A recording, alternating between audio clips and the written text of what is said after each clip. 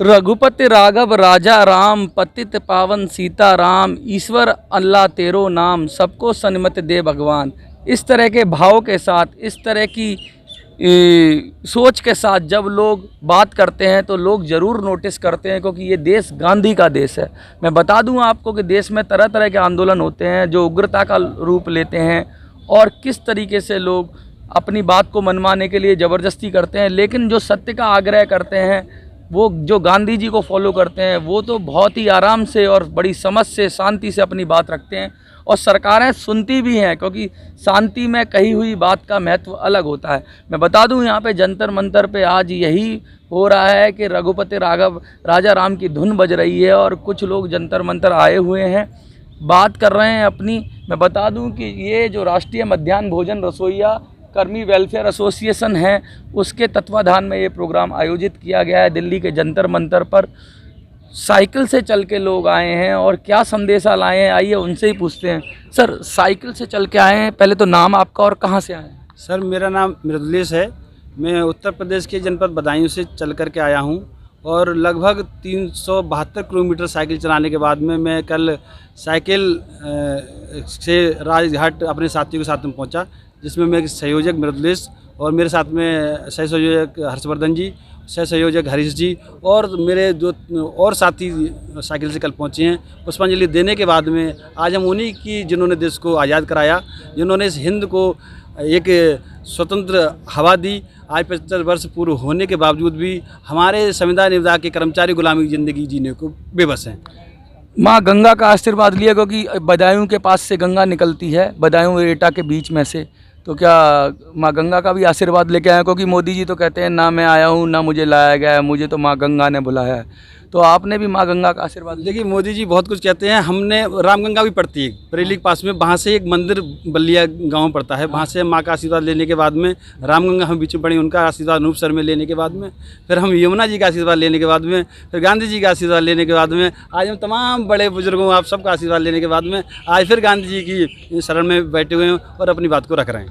देखिए, ये जो बहुत बड़ी बात कह रहे हैं आप, राष्ट्रीय मध्याह्न भोजन, जो वो लोग हैं, मैं समझ पा रहा हूँ कि जो छोटे बच्चे जो होते हैं या स्कूल में जो सरकार योजना चलाती है भोजन के लिए, दोपहर के भोजन के लिए, उसको आप लोग तैयार करते हैं, आप लोग वो हैं, अगर मैं सही समझ पा रहा हूँ? सर, मेरे साथ में संविधान निविदा के वो साथी हैं जो कि और भी हैं। सबसे ज़्यादा यहाँ पर जो जितनी बहनें आप देख रहे हैं वो रसोइयाँ हैं और मेन वही हैं। और चूँकि पूरे देश के अंदर नहीं, पूरे विश्व के अंदर सबसे कम पैसे में काम करने वाले। कितना मिलता है? 66 रुपये प्रतिदिन। एक दिन?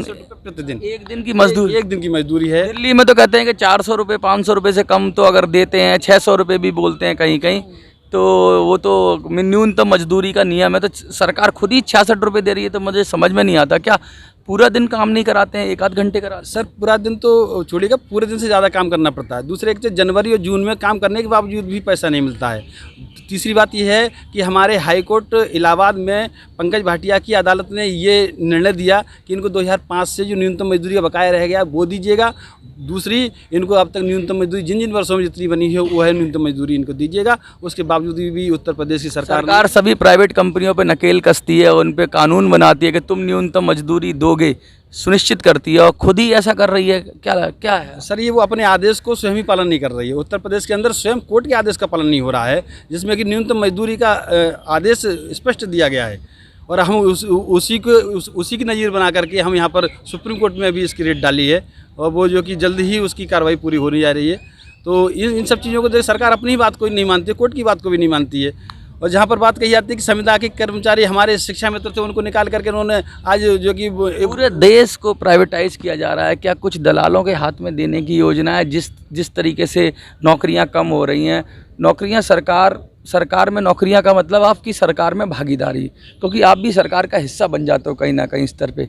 तो सरकार चाह रही है कि अब एक्सक्लूसिव कुछ 10, 20, 50, 100, 500 लोग या कुछ ब्यूरोक्रेट्स हों जो सरकार रहें, बाकी सब लोग सरकार में भागीदारी ना करें और सीधा सीधा ठेके पे चलें और ठेके में फिर उनको जैसे चाहे ठेकेदार ट्रीट करे।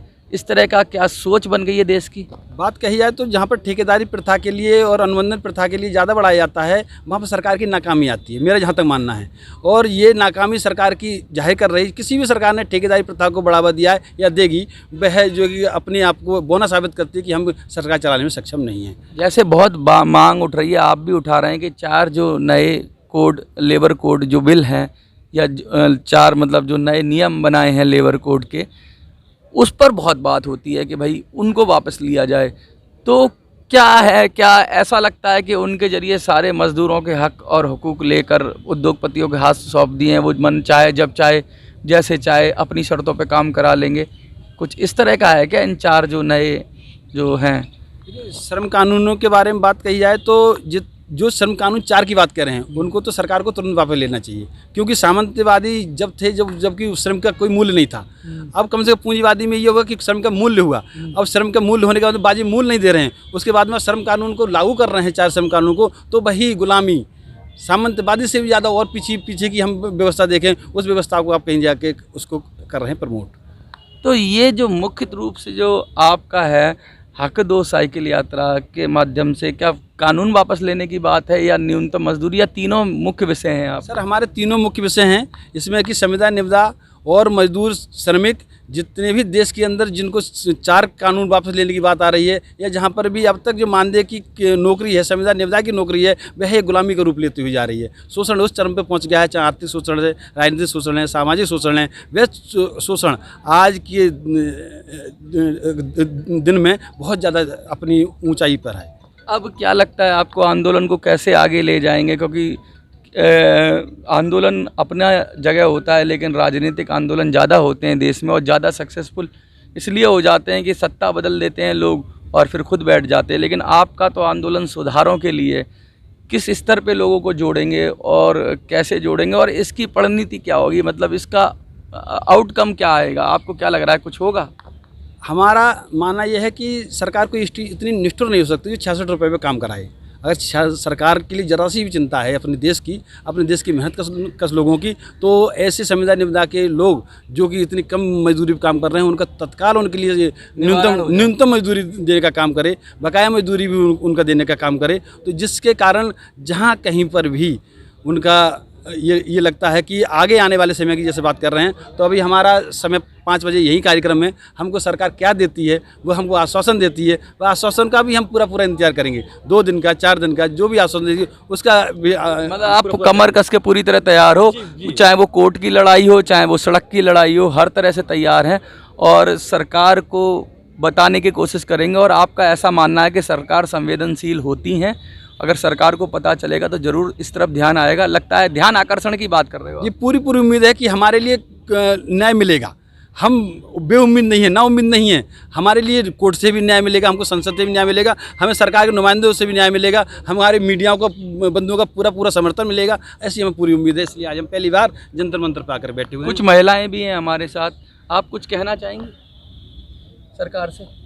सरकार से यही कहना चाहेंगे सर कि मतलब जो हमारी न्यूनतम वेतन है उसे हमें देना चाहिए, और जो मतलब जितना हम कम पैसों में इतना काम हमसे कराते हैं उतना नहीं कराना चाहिए, क्योंकि बहुत कम पैसों में मेहनत बहुत है हम लोगों की, और इतने पैसों में हम क्या बच्चों को खिलाएंगे, क्या बच्चों को पढ़ाएंगे और क्या उनका परवरिश कर पाएंगे।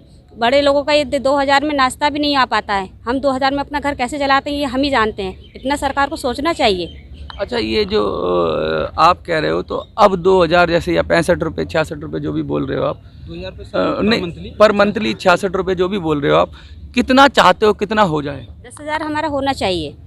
10,000 होना चाहिए। आप क्या संदेश देना चाहोगे जो लोग आपको देख रहे हैं? सर, मैं पूरे देश के संविदा निविदा आउटसोर्सिंग जो हमारे कर्मचारी हैं, साथियों, हम लोगों को सरकार से, इस गुलामी से, हमको सरकार से उम्मीद है कि ये गुलामी से हमें मुक्ति मिलेगी। और हमारा जहाँ पर भी आगे आने वाले समय में सभी जितने भी संविदा निविदा के कर्मचारी हैं, आज हम जंतर मंतर बैठे हुए हैं, आने वाले समय में हमको अपने घरों से निकलना पड़ेगा, अपने हकूक़ की लड़ाई को लड़ना पड़ेगा बिना किसी खर्चे के। हम साइकिल में कोई खर्चा नहीं मानते, और साइकिल भी नहीं है तो हमें ये भी कहेंगे कि अब पैदल निकल के आइए, 2 कदम हमारे साथ चलिएगा, अगर मानते हो कि हमको हक चाहिए तो। साफ साफ कह रहे हैं कि निकलो बाहर मकानों से और जंग लड़ो सरकारों से, इस तरह की बात कह रहे हैं। और सीधा सीधा कह रहे हैं कि एकजुट हो जाओ, क्योंकि लोकतंत्र में एकजुटता बस संगठन में ही सकती है। अगर सब एकजुट हो जाओगे तो करोड़ों लोग हैं जो इससे प्रभावित हैं, अगर वो पूरे देश में एक हो जाएं तो सरकारें बना भी सकते हैं, बिगाड़ भी सकते हैं। आपको क्या लगता है कि इनकी मांग जायज़ है और इनको इनका हक मिलना चाहिए? हक मिलना चाहिए तो ये आपकी जिम्मेवारी है। वीडियो को ज़्यादा से ज़्यादा शेयर करिए। जंतर मंतर से मिनी संसद के लिए मैं मनोज सुराजी। जय हिंद, जय भारत।